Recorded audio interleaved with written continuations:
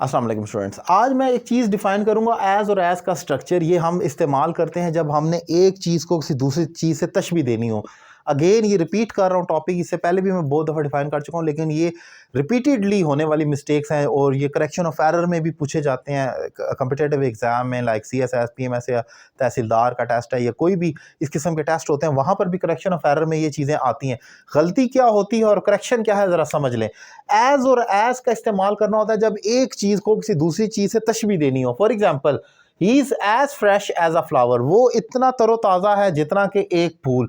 आपने ही को तशबीह दी है फ्लावर के साथ, तो यहाँ पर एज और एज आएगा, यानी कि दो क्वालिटीज़ का मुकाबला है वर्सेस वन फ्रॉम अनदर। तो वो इतना ताज़ा है जितना कि एक फूल, तो आपने तशबीह दी है। तो यहाँ पर एक और एग्जाम्पल देखें, he is as brave as a lion, वो इतना बहादुर है जितना कि एक शेर, तो यहाँ पर एज लगा दिया।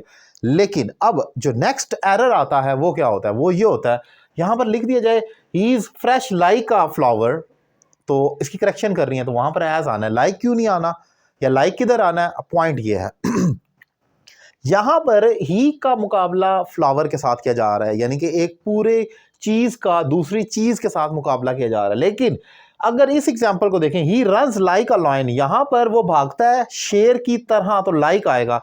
क्यों, यहां पर ही का मुकाबला लायन से नहीं हो रहा। माइंड इट, आपको लगेगा कि ये भी तो वही बात कर रहा है कि वो शेर की तरह भागता है, यानी कि उसका मुकाबला शेर नहीं, वो उसके भागने का मुकाबला यानी कि रन का मुकाबला शेर की रनिंग से कर रहा है। So this is basically verb versus verb, not an individual और अ पर्सन वर्सेस पर्सन।